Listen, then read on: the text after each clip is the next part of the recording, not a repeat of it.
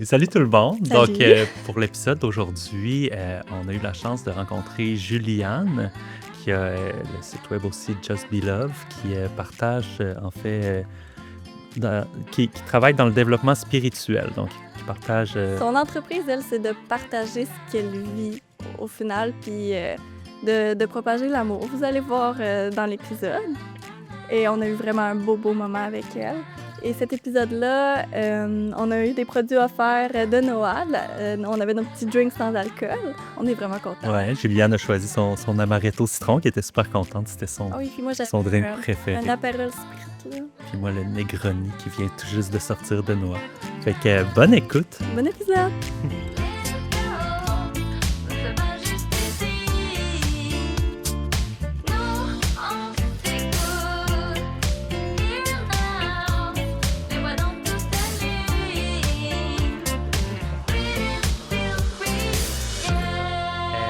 Mais oui, pour commencer, en fait, on aimerait y aller plus en surface, puis faire comprendre un peu aux gens qui nous écoutent qui est Juliane, qu'est-ce que Juliane fait, son travail. Juliane est une entrepreneure quand même qui Mais ça, partage. c'est très drôle parce que c'est... Ouais, ce titre d'entrepreneur, c'est la première fois qu'on me le donne et je suis super honorée de venir ici parler de ça. Et en fait, cette création, on va dire, entrepreneuriale, c'est fait par la force des choses, juste en se laissant porter par la vie et par une espèce d'intuition et de justesse dans ce qui doit être fait, ce qui doit être partagé. Et à travers ça, tous les gens qui se sont mis à être intéressés, en fait, qui sentaient la vérité derrière ce qui est partagé et tout ce qui se greffe comme, tu sais, parallèlement à ça, tranquillement. En fait, parce que à travers ce qu'on fait, je pense que ce qui est important, c'est toujours d'être ce qu'on est, d'être authentique à ce qui passe à travers nous, à ce que la vie nous demande d'exprimer, d'incarner la couleur unique, en fait, qui nous est demandée juste d'honorer. C'est pas à tout le monde d'être. C'est pas tout le monde qui est aussi à l'aise de suivre cette voie-là parce qu'il y a beaucoup des gens qui se font arrêter par leur peur, leur jugement, tout ça. Toi, pas du tout. Fait que ça, c'est très admirable. Mais c'est quoi que tu fais concrètement comme projet, comme entreprise et tout ça? Bien, en fait, ça a commencé par des conférences et des séminaires, surtout des conférences au début pour témoigner parce que, dans le fond, j'ai vécu comme un retournement de conscience alors que je vivais énormément de peur, de phobie sociale. Je n'aurais jamais pu faire un podcast comme ça, parler devant une caméra. Je fuyais, je voulais même pas me faire prendre en photo. Et en fait, en une fraction de seconde, c'est tellement fulgurant de voir ce qu'on est vraiment, qu'on n'est pas cette personne, qu'on n'est pas toutes ces protections, ces peurs, et qu'en fait, ce qu'on est si grand, vaste et large. Donc, c'est ça qui m'a amenée à commencer à partager. Et tranquillement, Par les réseaux sociaux au début ou plus par des conférences à des moments précis? Comment tu as commencé des à conférences, mais c'est parce que c'est toujours la vie qui, comme dans sa perfection, comment qu'elle se tisse. Tu vois, il y avait un concours de circonstances qui a fait en sorte que quelqu'un qui organise des événements, et tu sais, on a créé un lien avant que ça se produise, et ensuite, en se parlant, après cet événement-là, ben, elle a commencé à vouloir organiser des conférences. Donc, tu sais, c'est comme si la vie, elle a mis les choses en place pour que ça se Il n'y passe. avait pas d'effort à faire, ça y allait de soi. C'est ça. Il n'y a jamais eu d'effort à faire. C'est vraiment quelque chose qui s'est comme imposé de soi-même, facilement, fluidement, au-delà de toute surprise, parce que vraiment, je pense que si la vie, elle avait voulu choisir quelqu'un pour faire des conférences et des séminaires la moins apte, pour la rendre apte, en un claquement de doigts, ben, c'est ça. Elle aurait choisi, parce que 2 personnes et plus, là, je bégayais, je devenais violette et je perdais mes mots, mes idées, mais j'avais... Donc, c'est vraiment intéressant de voir lorsqu'on est assis en soi, en fait, dans cet espace qui ne veut pas, qui se détend et qui laisse faire, laisse être. Il y a une justesse, on le sait, on le sent. Quand on est assis dans cet espace de vérité et de juste, en fait, qu'on est dans l'espace d'action plutôt que de réaction. Et à travers ça, ben, pour répondre à votre question, qu'est-ce que je fais concrètement? Ben, c'est ça, je fais des séminaires. J'avais fait, en fait, Ça fait longtemps? Est-ce que ça fait longtemps que tu fais ça? depuis 2018. OK. Et dans mon background, j'ai 1 million de formations. Je pense que j'ai fait tellement de formations au niveau de la naturothérapie, de l'accompagnement, du bien-être, parce que j'étais tellement mal. Ça, c'était avant Le le retournement. retour, qu'est-ce qui a changé? Ouais. Ça, c'était Ouais. avant tout ça, tu avais toutes ces formations-là Oui, déjà. oui, oui, OK. oui. En ostéopathie, en tout ce qui était pour accompagner le corps, parce que j'ai été aussi hypochondriaque. OK. Tu sais, peur de la mort, en fait, ça, Mhm. c'est tout relié avec la peur de la mort. Donc, quand il n'y a plus peur de la mort, parce qu'on sait que en réalité, il n'y a pas de mort. Ce qu'on est éternel. Donc, tout ça est vu dans ce grand retournement. Il y a tant de choses qui ont été vues, qu'il n'y a plus de peur, il n'y a plus de combat, il n'y a plus de lutte contre la vie. Il y a cette grande ouverture douce, cette paix qui s'installe profondément. Quand tu parles du retournement, est-ce que c'est un peu un éveil spirituel que tu veux dire? Oui, oui. C'est exactement ça. Ouais, ben, en fait, ce qui m'amène là où je suis là aujourd'hui, il y a eu trois grandes étapes. Il y a eu ce que j'appelle l'éveil, le retournement de conscience et la fusion en Dieu. L'éveil, on en Wow. entend souvent. Ouais. Ben, souvent. C'est plus commercialisé, si on peut dire ça comme ça. C'est le Mais branding spirituel. Ouais, c'est ça. Mais le retournement, puis l'éveil en Dieu, ça, La fusion la en fusion en Dieu, ça, je n'ai pas entendu souvent Ouais, parler. ben, l'éveil, il y a plusieurs. On peut l'utiliser à différentes sauces, on va dire. Il y a Oui. comme l'éveil de conscience, l'éveil personnel, l'éveil à soi, l'éveil. Mais dans le fond, l'éveil, c'est comme s'éveiller à sa vraie nature, à quelque chose qui n'est pas enfermé dans ce qu'on croit être, ce qu'on a appris à être, ce qu'on a enregistré qui devait être, à nos idées, nos pensées, à l'histoire. C'est quelque chose qui est avant ça, qui n'est pas touché par tout ça. C'est vraiment un espace libre. Ensuite, le retournement de conscience, c'est cette conscience-là, en fait, cet espace libre, c'est quelque chose de conscient. Et c'est comme cette conscience-là qui se retourne vers elle-même. Et c'est fulgurant parce que c'est comme si la matérialité disparaît. Il n'y a que elle réalise cette conscience qu'on est tous. On est comme la même conscience qui a pris différentes teintes, qui comme passe à travers un prisme pour s'éclater en une infinité de petites variations, de teintes, en fait, d'expression d'elle-même. Mais à la base, on est comme cette lumière, en fait, qui va passer à travers ce prisme. Oh, c'est une belle image. Ouais, vraiment. Donc, cette conscience est cette lumière qui est avant et nous sommes tous la même lumière. Donc, c'est comme cette lumière qui se retourne vers elle-même et qui réalise qu'elle est tout et qu'elle n'est pas menacée, et que, en fait, tout part d'elle, qu'il n'y a pas réellement de temps, qu'il y a beaucoup de notions qu'on a enregistrées qui sont fausses, qui sont dans une perspective d'idées, et que lorsqu'on y croit, ben, on le met, en fait, on en fait une réalité.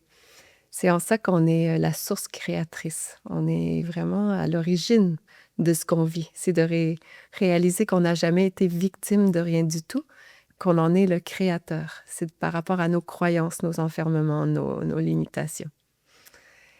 Et la fusion en Dieu, ben, c'est la même conscience, en fait. Tu sais, c'est cette même lumière-là. Et quand j'ai vécu ce retournement de conscience, c'est plus au niveau de la paix.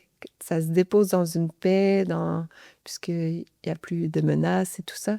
La fusion en Dieu, c'est autre chose. C'est vraiment... Là, c'est l'amour. On touche à l'amour, mais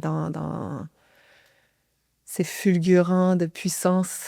C'est cette conscience, mais à un niveau de conscientisation d'elle-même, de réalisation d'elle-même, de goût d'elle-même, à son point le plus ultime, dans une symphonie qui comprend toutes les notes, toutes les dégradés des couleurs, de l'arc-en-ciel, de lumière. Il n'y a pas de texture ici sur planète Terre pour décrire ça.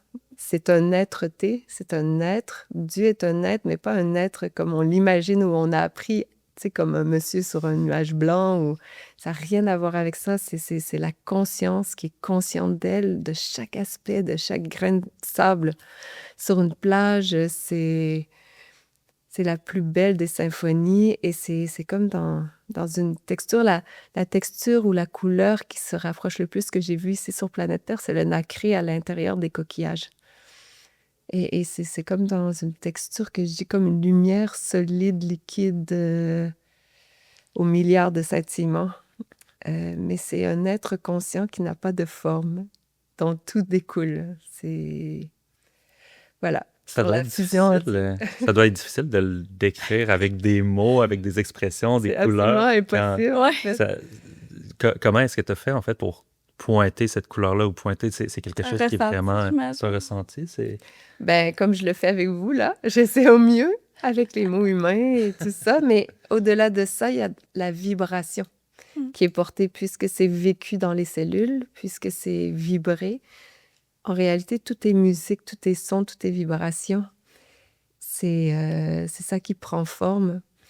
Et dans cette vibration-là, ça peut être passé, cette connaissance-là, puisqu'on est un et qu'on porte toute cette connaissance, on y a accès. Lorsqu'on est ouvert, plus on est ouvert dans l'instant, plus elle peut passer. Et en fait, juste, on honore ce qui demande à être honoré dans le maintenant, avec un rythme, avec des mots précis, une couleur selon la personne à laquelle on parle. Qu'est-ce qui doit être dit, mis en relief à ce moment-là?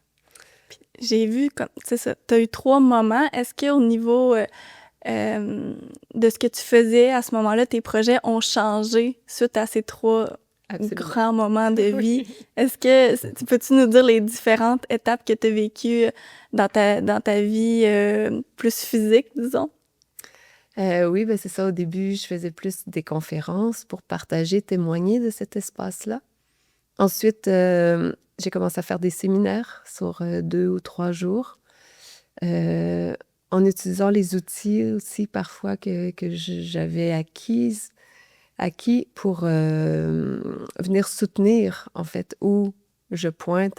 Et quelque part, en fait, c'est pas super important ce qui est fait, comme un peu du décorum, parce que l'espace ou ce qui est pointé est au-delà de tout ce qui est fait. C'est juste des pointeurs. Donc, j'ai commencé à faire des séminaires et ensuite, tranquillement, la musique, beaucoup a commencé à s'instaurer. Au début, c'était beaucoup dans des structures qu'on connaît. Moi, j'ai aucun background, tu sais, de dogme ou de... J'ai pas suivi de route de connaissances comme l'hindouisme ou l'Advaita Vedanta ou le bouddhisme. Ça n'a jamais été là. Je portais en moi des connaissances de avant, on va dire, l'incarnation, des souvenirs de l'au-delà. Donc, j'ai toujours eu un parcours qui m'attirait à chercher une vérité hors de tout doute. Je savais qu'il y avait plus que ce qu'on peut voir là, dans la matérialité, mais j'avais un parcours plus ésotérique. Donc, c'est ça. Donc, au-delà de tous ces dogmes, ça pointe sur ce qui unifie tout ça. Et dans cet aspect de paix, en fait, puisque ce qui m'a amené à cet éveil et ce retournement de conscience, c'est des personnes qui étaient sur ce chemin-là, en fait, qui avaient déjà réalisé ça, cet espace, et qui étaient dans une voie qui colorait un petit peu plus de façon dans la voie peut-être de l'Inde, tout ça. Donc, au départ, il y avait beaucoup ça, comme des mots comme le satsang, qui est des rencontres en présence dans cette intelligence qui, justement, quand les gens posent des questions, à l'écoute de cette intelligence qui est, ben ça répond. Il y a des réponses qui viennent dans la justesse par rapport à la personne qui a besoin de répondre qui a besoin de réponse. C'est pour ça qu'on ne peut jamais se fier non plus à une seule réponse. La réponse est très spécifique à la personne parce que elle peut, dans le fond, par rapport à une question, dépendamment de la personne qui pose la question, il peut y avoir tant de dimensions de réponse. Parce qu'il y a une réalité qui n'est pas figée. C'est à partir de où on observe, en fait, que apparaît une certaine réalité. Donc, par rapport à où la personne se situe dans sa réalité, alors une réponse arrive. Parce que je peux te dire, tu n'es pas tes pensées et tu es tes pensées, et les deux sont vrais, en fait. C'est simplement à partir de où on observe que la réalité change. Et je peux t'expliquer pourquoi les deux sont vrais. Bien sûr. Oui, ça nous intéresse. D'accord. Donc, en fait, tu n'es pas tes pensées à partir du moment où tu te sens identifié à une personne. Donc, quand tu t'identifies aux pensées, en fait, ça crée une réalité. Tu leur donnes vie. Donc, le fait de réaliser que tu n'es pas tes pensées, que tu n'es pas sous l'emprise, te permet de voir ce que tu es avant celle-ci, de où émergent tes pensées. À partir du moment où tu as réalisé d'où émergent les pensées, ce que tu es en réalité, tu réalises que tu es absolument tout. Tu es aussi les pensées. Mais tu n'en es plus sous le joug. Tu ne te sens plus enfermé. Tu ne te prends plus pour les pensées. Donc, tu es comme libre de celle-ci. Elle vibre à l'intérieur de toi, comme absolument tout ce qui est observé dans ce grand champ infini que nous sommes, où il n'y a rien qui a besoin d'être jeté. En ça est l'unité, cette sensation d'unité qui est ressentie, où on ne se sent plus menacé par quoi que ce soit, où il n'y a plus la sensation « je dois trier, je dois chercher, je dois améliorer, je dois peaufiner ». Voilà. Donc, on fait des grands détours pour répondre à la question, mais je peux revenir, on va finir par répondre à la question. Prends ton temps. de qu'est-ce que je fais, en fait. Parce que pour moi, c'est plus qu'est-ce qu'on est qui est important que qu'est-ce qu'on fait, mais un découle de l'autre parce qu'à partir de ce qu'on est, le faire devient comme une évidence. Tu transmets ce que t'es, au final. Je pense que c'est ça que tu fais, là, peut-être pas, mais tu transmets vraiment ce qu'on est aux gens. Puis dès que tu as eu l'éveil, disons, t'as-tu toujours su qu'il fallait que tu le transmettes? Parce qu'il y en a qui le transmettent pas, ce qu'ils vivent en étant éveillés ou la conscience et tout ça. Mais toi, on dirait que ça venait avec, tu sais. T'as été approché direct, puis t'as dit oui, tu sais. Puis... ça s'est fait et j'ai dit comme un oui au début, ou un oui. C'était pas franc, puis j'avais comme le background de cette peur de parler en public. Donc, au départ, tu sais, dans les cellules, il y a comme des mémoires. Et tout mon corps avait encore les symptômes. Tu sais, je pouvais devenir mauve, je pouvais avoir plus de salive, je pouvais transpirer, mais c'était OK. La différence, c'est qu'il n'y avait plus de lutte. Il y avait cette conscience infinie de savoir que tout était juste et que ça avait le droit de s'exprimer. Donc, j'essayais plus de contrôler les symptômes ou tout ça. Puis, ça a fini par s'apaiser.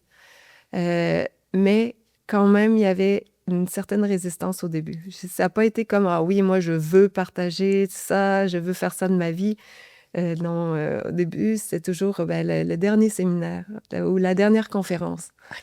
Puis quand j'avais terminé, j'étais comme « Ah, j'ai fini. OK, c'est fini, on n'en parle plus. » Genre, tu sais, je voulais plus. Mais après ça, tu ressentais encore l'appel de le refaire. Non, on dirait que tu veux vraiment propager encore plus. C'est vraiment un appel que tu as d'élargir. Mais pas avant la fusion en Dieu. Même j'ai eu une pause presque de, je sais pas combien de temps, mais de plusieurs mois, peut-être même une année où je voulais plus vraiment partager. Mais c'est cette même personne, en fait, qui voulait organiser des événements et c'est parfait. Tu sais, c'est la vie à travers elle qui faisait en sorte qu'elle venait vers moi et qui a fait en sorte que j'ai continué à le faire. Mais après la fusion en Dieu, après avoir touché cet amour infini qui unifie là, tout de façon absolue et inconditionnelle, là, c'est totalement autre chose. Là, c'est comme prendre un TGV pour propager l'amour. C'est juste... Ouais, c'est si amoureux. Si... juste envie d'être avec les gens, de les embrasser, de les prendre, de les aimer. Mais ça se fait toute seule. C'est juste une évidence. Et là, il n'y a plus de résistance. Et à travers cette non-résistance, c'est ça, tout apparaît. Euh, et là, il y a beaucoup de transformation dans le fait d'avoir touché, comme pour moi, cette symphonie ultime, la musique ultime de Dieu. Et le fait que, parce qu'après la fusion en Dieu, en fait, pour le corps, ça a été un peu compliqué. Ça a tellement été intense au niveau électromagnétique que mon corps, pendant 4 jours, j'ai eu l'impression qu'il n'allait pas résister, que j'allais mourir, en fait. Mais j'étais dans un lâcher absolu. Puis ce qui a beaucoup aidé, c'est l'écoute de la musique. Je À devenais... t'ancrer un petit peu? c'est le non, c'est pas... contraire, ça unifiait tout et ça OK. aidait le corps à s'ouvrir parce qu'il y a eu comme eu un effet boomerang suite à parce que lui, il y a eu comme un déchirement absolu. Et il a disparu dans la fusion absolue en cette lumière. Dieu, ce que j'appelle l'amour-lumière, en fait. C'est vraiment Dieu est amour. Ouais. Pur. Mais pour survivre un Lumière corps, il pure. faut rester un petit peu, j'imagine. Ben c'est ça, Ici. lui, dans sa programmation, il est comme, Ouais. moi, pas question que je disparaisse, là, tu sais, c'est comme j'ai besoin d'être là. Donc, il y a vraiment comme l'instinct de survie qui réapparaît, il y a la contraction, densification et cette intensité. Et après, tout était exponentiel, c'est comme tout était si lumière, tous les sons, tout était amplifié. C'est incroyable. Donc, lui, il a eu du mal à s'adapter. C'est vraiment la musique qui a beaucoup, beaucoup aidé à harmoniser, à réouvrir, à lâcher les résistances. Et à travers les séminaires, la musique s'est amenée de plus en plus la joie. C'est ce que j'appelle la voix de la joie. Donc, et par un concours de circonstances, ben, j'ai toujours aimé, moi, tu sais, avec les amis, mettre la musique, mettre l'ambiance dans les soirées. Et là, j'ai participé à un séminaire avec mon coordonnateur en France parce que par la force des choses, mon activité s'est beaucoup développée en Europe. J'étais beaucoup invitée en Europe et ça s'est beaucoup développé en Europe et j'ai un coordonnateur plus spécifique en Europe. Et lui, il a développé un festival et il m'a dit, écoute, Juliane, je te réserve une soirée si tu veux mettre la musique. J'ai dit, OK, je vais le faire comme dans mon salon. Puis de fil en aiguille, là, ça va être la 3e année, mais comme l'année dernière, il m'a dit, OK, je te réserve une soirée, tu vas faire la fermeture, mais j'aimerais que ce soit upgradé. Je veux que tu fasses mieux. Donc, je me suis inscrite à un cours de DJing, donc pour mixer et tout. Et là, cette année, ben, je suis allée encore peaufiner cette connaissance au Mexique avec quelqu'un que j'ai rencontré justement à un des festivals, qui fait du DJing, qui l'enseigne. Je suis allée au Mexique avec lui. Je fais un petit coucou à Vie. Et j'ai adoré cette expérience. Et là, de fil en aiguille, ben, je mixe, j'adore ça. Donc, ça prend une autre tournure, le son, la musique. Et là, on a décidé de développer cet aspect-là qui s'impose tranquillement pour unifier, pour toujours plus propager cette vibration d'amour, mais sous toutes ses formes. Ça, Et c'est à un autre travers- Ouais. outil. C'est le même message, Ouais. mais on disait c'est impossible de décrire dans des mots. Tu as essayé de le faire tantôt. Mm. C'est difficile, mais tu as trouvé un autre canal ou un autre outil Ouais. pour en parler finalement, en dehors. Ouais, d'en parler sans en parler. Ouais. Ou de le vibrer plus. Donc, à travers la musique, ça passe tellement. Mm. Ma voix est quand même là. Souvent, elle est derrière la musique. Comme là, dans quelques jours, j'ai une soirée et j'appelle ça le voyage en Dieu, justement. J'ai fait ce voyage-là en musique que j'accompagne avec ma voix aussi pour faire vivre, puisqu'on est un, cette conscience, elle peut s'ouvrir. Donc, le fait de l'unifier à la musique, à la vibration, à amener dans ce voyage d'ouverture, c'est super intéressant, c'est joyeux surtout. Parce que dans le fond, dans cet aspect dont je parlais tout à l'heure, qu'on est créateur, c'est de voir comment on perçoit la vie, comment on a mis des limitations, comment on se limite. Et est-ce qu'on nourrit toujours le drame? Est-ce qu'on nourrit toujours... parce que je dis que les êtres humains, on est des dramaturges incroyables. On aime ça, être dans le drame, nourrir ce drame. Et Quelques animaux aussi, dont mon chat, là, mais on n'en parlera pas. oui, puis on aime être nostalgique, on aime écouter de la musique, tu sais, qui nous rend Tellement. nostalgique Ouais, c'est vrai. et renourrir des phases de notre vie avec de l'émotion. Peut-être parce qu'on les a pas Ouais, vécues pour pourquoi? vrai, ou peut-être parce que Parce c'est ça, qu'on on veut aime se aller dégager. chercher une intensité. OK. Parce Ouais. que Dieu est si intense. En fait, je dis Dieu, mais tu sais, c'est pas pour enfermer dans des mots. On peut dire amour, on peut dire Oui. conscience, on peut dire infini, on peut dire non enfermé, on peut dire ce qu'on veut. Mais c'est si grand et si... j'ai perdu un peu le fil. On est des drama queens. Ah, oui, oui. Et c'est ça, on n'a pas besoin, dans le fond, de nourrir ça. On aime... Ah, c'est ça, je parlais de Oui, l'intensité. Ouais. Donc, c'est ça, c'est l'intensité suprême. Et c'est ça qu'on cherche, en fait. On cherche à ressentir cette intensité d'amour, cette vibration.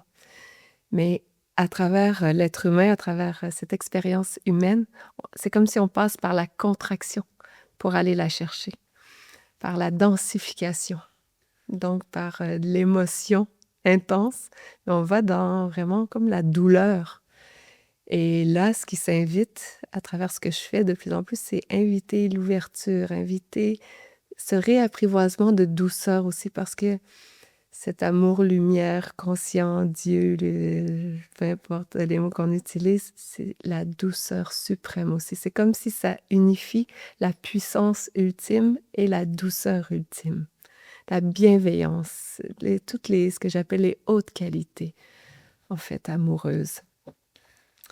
Donc, c'est de réapprivoiser notre façon de percevoir, de traduire la vie, de passer par la joie qui invite à ouvrir, à se vivre grand, à ne plus nourrir ces sphères de défense, de survie, de limitation, et de réapprivoiser ces espaces non limités, non enfermés, non menacés, grands, où on peut se vivre vraiment dans une joie, d'avoir vraiment la sensation de vie qui vibre, qui passe à travers nous. Puis ça me fait penser, je pense beaucoup à mon parcours où je vis je travaille en fait sur moi, puis un certain développement spirituel, mais en même temps, je suis entrepreneur, puis j'ai toujours tendance à vouloir faire, puis à penser, bon, j'ai mon client, j'ai mes mandats, je dois travailler, je dois faire ci, faire ça. Tandis que quand je t'écoute, c'est plus être que faire. Puis il me paraît avoir une contradiction entre l'écoute de soi, puis l'élan que la vie nous C'est envoie. vrai, parce que, tu sais, oui, on a des obligations. Nous, mettons, on a un enfant, on a une maison, tu sais. Mais, mettons qu'on s'écoutait, là, Ouais. on serait... En tout cas, on ferait pas tout ce qu'on ferait aujourd'hui, c'est sûr, si on s'écoutait à 100%. Ouais. Vous feriez quoi? Ben, c'est difficile à Je répondre. pense que j'irais habiter au Costa Rica. Ouais. Je sais pas. Mais c'est Pourquoi vous le difficile. faites pas?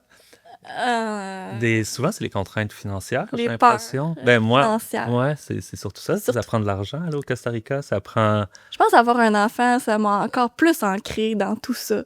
Parce que maintenant, bon, si c'était juste moi qui avait faim parce que j'ai pas assez d'argent ou quelque chose, genre, c'était juste moi. Mais là, tu sais, Ouais. on veut pas faire vivre ça à notre enfant. Mais est-ce que vous pouvez voir que dans vos paroles, ça exprime toutes vos limitations Oui. et vos peurs? Ben oui. Donc, pour toi, Philippe, c'est plus au niveau financier, cette responsabilité financière et tout ça.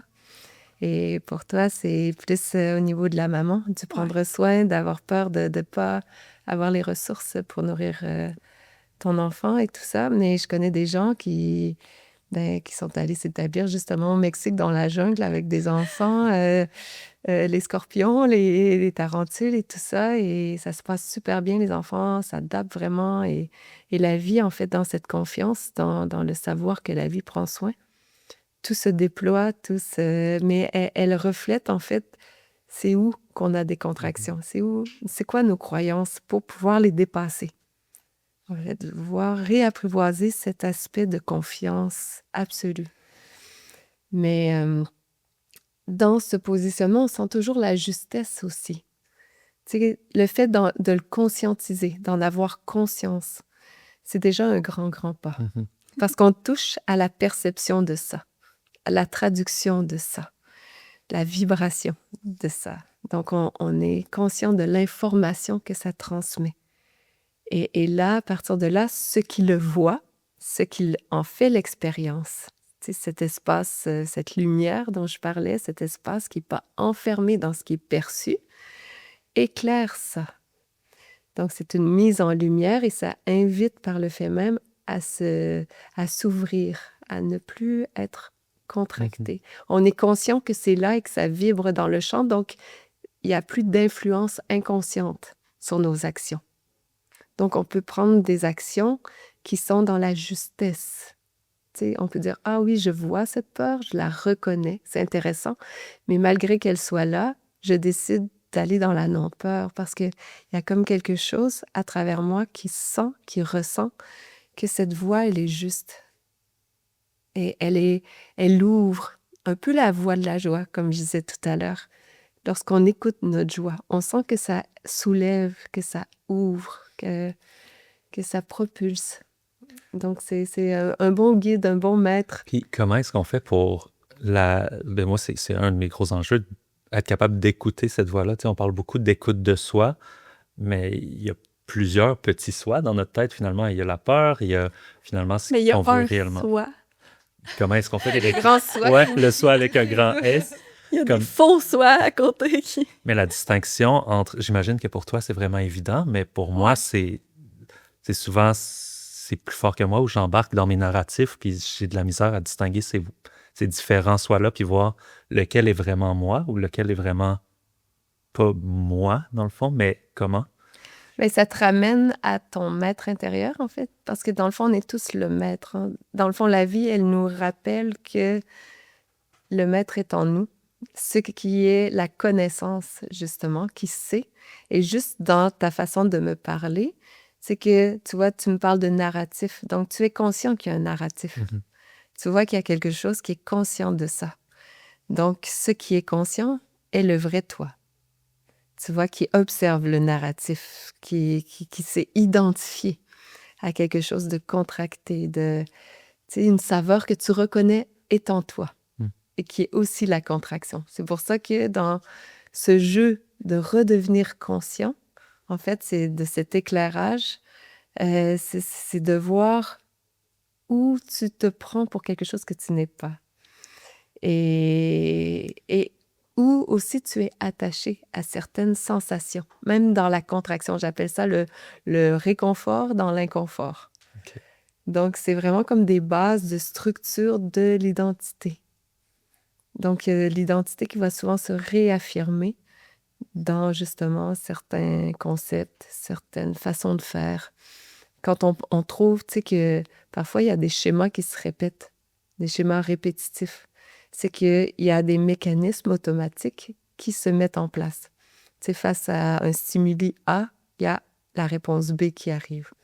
Donc, c'est dans le fond cette grande, grande rencontre intime en soi pour voir quels sont les modes de fonctionnement dans ce qui est attentif. Comment je fonctionne? Comme, ah, intéressant. Tu vois, il y a ça qui apparaît automatiquement. Souvent, quand ça apparaît automatiquement, c'est la réaction en premier. Donc, le fait de juste prendre un petit moment, de se déposer dans le silence ou dans la patience, laisser poser les choses un peu. Alors, c'est comme un peu, ça laisse décanter le sable. Tu sais, quand il y a une tempête ou tout ça, on dit une tempête dans un verre d'eau, le sable vient brouiller l'eau, mais quand on le laisse décanter, en fait, l'eau redevient claire et tout le sable tombe au fond et on peut bien voir la clarté de l'eau par rapport au sable, en fait. C'est un bon conseil parce que, en tout cas, de ce que j'ai observé, en général, les gens qui ont une entreprise, travailleurs autonomes, c'est les gens que leur petit hamster roule le plus puis ils ont de la misère à prendre un pas de recul parce qu'ils veulent avancer, ils veulent que ça marche parce que c'est pas facile. Une job du 8 à 4, En tout cas, on le sait où est-ce qu'on s'en va, puis on sait qu'est-ce qu'on va gagner à la fin de l'année, disons, en argent. Mais c'est vrai, ça prend des bons petits trucs comme ça pour être capable de se recentrer, puis s'écouter, puis aller vraiment où est-ce qu'on veut aller, puis pas aller où est-ce qu'on pense qu'il faut aller. Fait que, ouais. Souvent, les idées qu'on a sont limitées. Donc, quand on a une vision, elle est enfermée. Le fait de se déposer dans le grand, dans la détente, dans l'observation, alors on peut se laisser surprendre par la vie. Et c'est là que toutes les surprises arrivent. Et c'est quand on est surpris qu'on voit qu'il y a la grande magie de la vie qui est à l'œuvre. Et là, on touche des sphères qu'on n'aurait même pas imaginé ou soupçonné qu'ils puissent exister. En fait, on le sait quelque part profondément en nous, mais on a comme oublié. Le fait de ne pas s'enfermer dans une vision, on peut ressentir une vision, on peut nourrir une vision de grandeur, mais si on fait les choses pour l'argent, par exemple, qui est la motivation première, alors, tu vois, ça fait ça. Ouais. Ça devient une ligne si fine, en fait, si enfermante, si contractante, si suffocante, que c'est une aspiration, en fait, qui contracte et qui n'est pas dans les bonnes motivations. Quand on est porté par une vision qui vient, on le sent quand c'est une vision qui vient comme des tripes, qui vient pas de là. Au niveau, en Occident, en fait, on a appris comme à faire passer le mouvement par la pensée pour générer l'action. Ouais. Alors que c'est inversé. C'est comme si l'action, elle part du cœur, elle part de l'être, de la sensation d'être pour se mettre en action. Elle jaillit, en fait, l'inspiration. Quand on est disponible pour la recevoir, pour être là. Si on n'est pas concentré dans une pensée limitée, dans une vision, dans une structure. Donc, c'est plus de nourrir, parce que dans cet aspect de création, d'être créateur, c'est dans ce qu'on vibre, qu'on crée, parce que la vie, dans le fond, elle nous reflète ce qu'on est.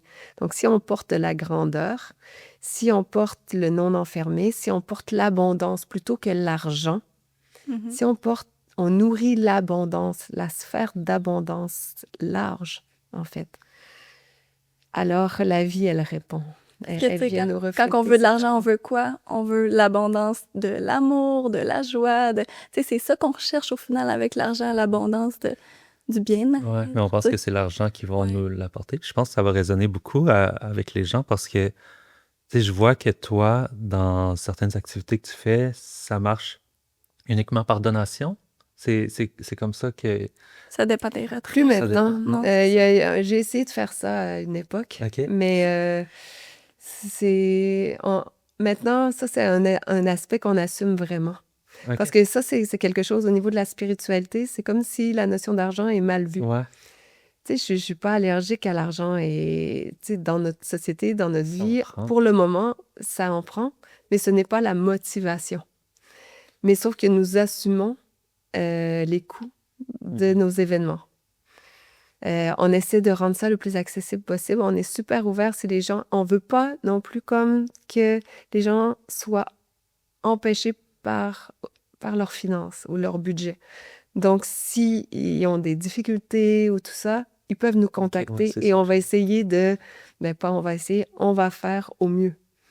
Et tu sais, on sait que au niveau de la société, dans la réalité, ben, il faut payer la salle, il faut payer les déplacements. Moi, j'arrive du Canada pour aller en France. Maintenant, les billets d'avion, c'est exponentiel, comment les prix, c'est fou. Je veux dire, c'est une réalité. Donc, tu sais, et on le fait au mieux. Et c'est sûr que dans mon fonctionnement, il y a quelque chose toujours de l'ordre du tout. Pour moi, c'est toujours œuvrer pour le tout. Donc, il n'y a pas une idée d'enrichissement personnel, il y a une idée de bien-être. Et j'ai des animaux, j'ai des chevaux, j'ai des chiens et tout ça. Et il y a vraiment un souci de prendre soin. C'est c'est avant tout. Donc, tu sais, il y a cette sphère-là de pouvoir leur procurer des soins vétérinaires, de les nourrir. J'ai des enfants aussi. Et j'ai tout ça, il y a comme une notion de base, mais comme le surplus où j'ai envie de bâtir quelque chose de grand, qui unifie, qui permet l'essor aussi de chacun, de pouvoir aider, de pouvoir... Il y a vraiment un mouvement du cœur parce qu'on est tous un. Donc, c'est cette notion de... On peut pas s'élever toute seule. On peut s'élever toute seule. Il peut y avoir des sphères qui peuvent être expérimentées dans cette notion-là, mais quand on s'élève ensemble, ça prend une autre proportion. C'est là qu'on touche à l'abondance absolue, en fait, de cet amour, de cette joie, de pouvoir rayonner ensemble, de pouvoir construire ensemble, pouvoir échanger ensemble. Parce que dans le fond, si on accumule des biens, mais on est toute seule chez soi, elle est où la joie? Elle est où... tu sais, il n'y a pas cette propulsion, cette vibration, ce qui nourrit vraiment. Parce que dans le fond, l'argent, ça ne nourrit pas. C'est pas... On a cette idée que l'argent va nourrir, en fait, va nous sécuriser. Et qu'on va atteindre peut-être cette voie de liberté avec l'argent. Mais si on le vivait autrement, si on vivait cette sensation de liberté pour générer tout ça, pour générer l'abondance et pouvoir redonner, pouvoir nourrir de façon beaucoup plus large, en fait. C'est vraiment intéressant. Chacun est- Comparativement à quelqu'un qui voudrait créer, par exemple, son entreprise pour être reconnu lui, toi, c'est plutôt pour amener les autres à se reconnaître eux, en Absolument, fait. C'est absolument. vraiment beau. Il n'y a pas... il n'y a jamais eu cette notion pour moi. Il n'y a jamais eu ce... C'est vraiment au service. C'est ça aussi, ce que j'ai appris là, avec le fil du temps, comme dans la voie indienne, par exemple, où comme les maîtres, ils enseignent à être au service du maître. Mais c'est vraiment dans cette optique où, en réalité, le maître, c'est la vie.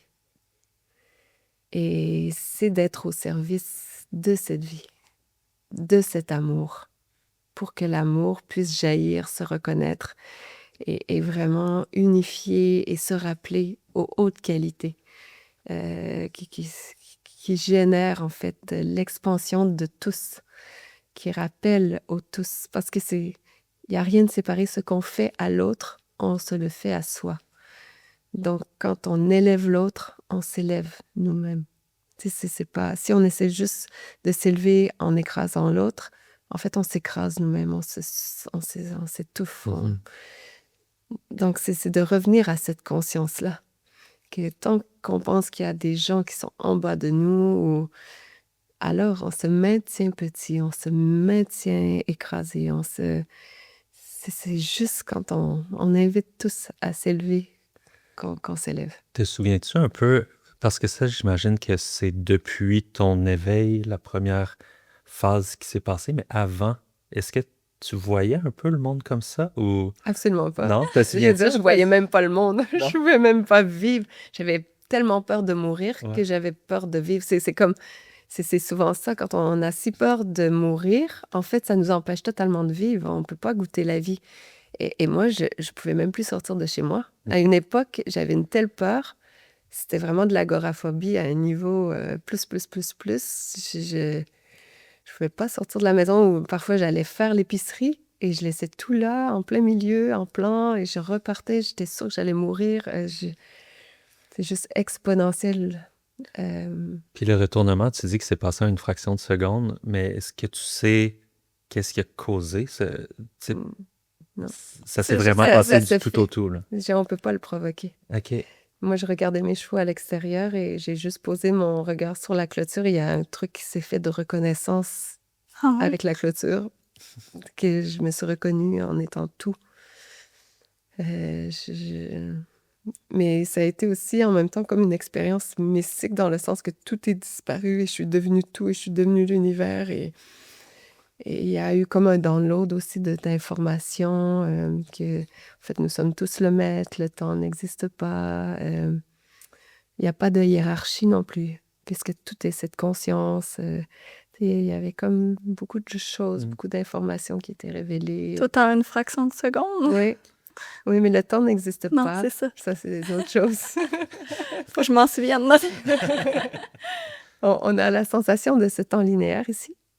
Et c'est parfait. Ça fait en sorte qu'on expérimente une durée, qu'on expérimente cette notion où il y aurait cette matérialité qui a un temps limité et qu'on va mourir. Mais pour transcender ça, il y a quelque chose pour transcender la peur, pour regoûter à l'amour.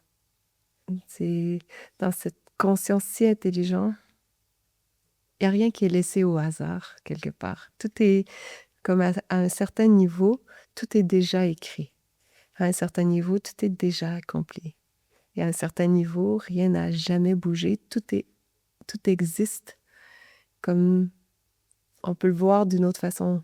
Soit que rien n'a jamais existé ou que tout existe de façon permanente, éternellement. Chaque point d'existence. C'est juste cette conscience qui s'observe, qui observe des fractions ou des fragments d'elle-même, qu'elle se donne vie en se regardant, en s'observant, en se vivant, en se traduisant. Donc, elle passe à travers tous les prismes de conscience d'elle-même, mais tout est elle, autant la roche que la plante, que le chien, que toutes les formes de vie qui puissent exister dans l'univers. Puis tu as parlé à quelques reprises de la peur de la mort. Puis je crois personnellement que c'est ce qui motive beaucoup de nos actions. C'est pas toutes nos actions, c'est au final, consciemment ou inconsciemment, on va s'attirer de l'argent pour essayer de survivre, on va avoir un enfant pour avoir une progéniture. Éternel. Ouais, pour être éternel, c'est inconscient, mais c'est ça.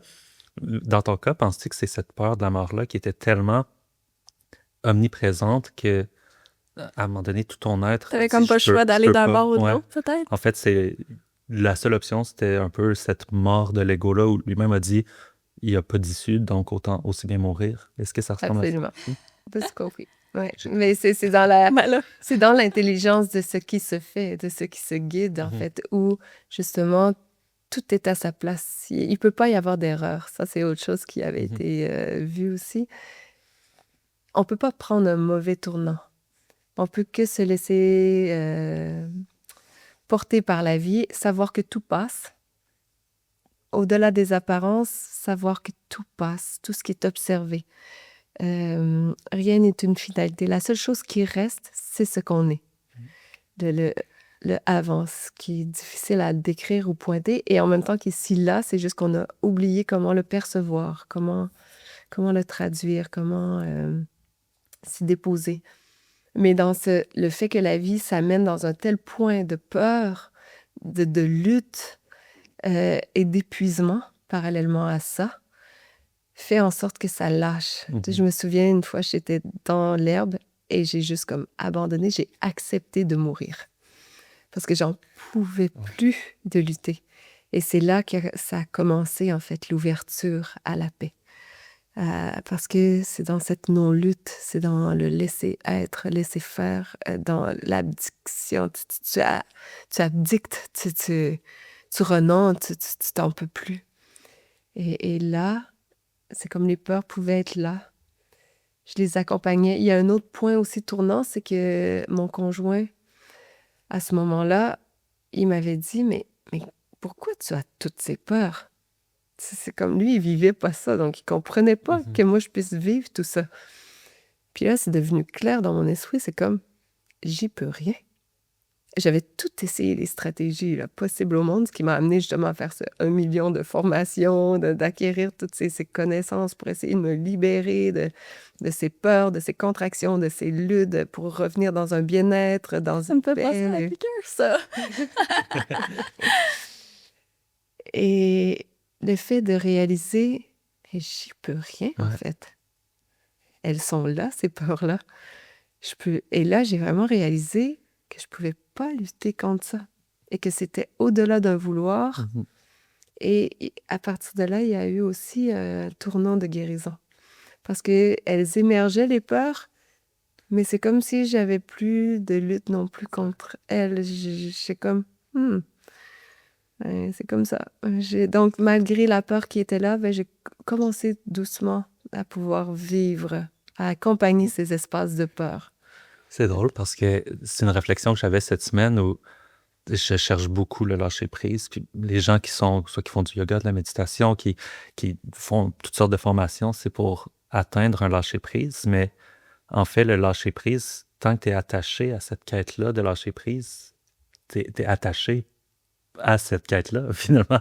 Ça le dit dans le mot. Donc, au final, c'est une fois qu'on est vraiment épuisé de cette quête-là ou qu'on a tout essayé, comme tu dis, puis tu dis, il n'y a rien à faire. Puis Ou le fait de réaliser que c'est la pure simplicité. Ouais. Que de voir qu'en fait, il y a quelque chose qui tend vers ce lâcher-prise, de réaliser, comme de rencontrer la pure saveur de ça, de ce qui veut faire ça, pourquoi ça veut faire ça. Et qu'il y a quelque chose qui est vraiment plus simple, c'est ce qui observe tous ces mouvements-là. Et de voir que la paix, elle est déjà là, quand il n'y a plus de lutte contre rien. Il n'y a plus l'idée « je dois atteindre autre chose ». Alors ça peut se détendre et se déposer parce que tu es l'espace du lâcher-prise. Tu es déjà libre, en fait. C'est ce qui ne... En fait, ce qui ne peut pas être pris par rien. Ce dans quoi tout apparaît, cette notion de lâcher-prise apparaît dans ce qui est déjà détendu, l'absolue détente, en fait. Donc, c'est réaliser tous ces mouvements qui veulent faire quelque chose à l'intérieur de ça, devenir conscient. Ah, intéressant. Tu sais, dédramatiser plutôt que de vouloir se laisser aspirer dans ça. Donc, c'est comme, intéressant. C'est une mise en lumière. C'est comme cette lumière derrière qui le voit, qui en est conscient. Fait d'en être conscient, ça fait tout. C'est libérateur, je trouve, si on revient aux entrepreneurs. Tu sais, je parlais de...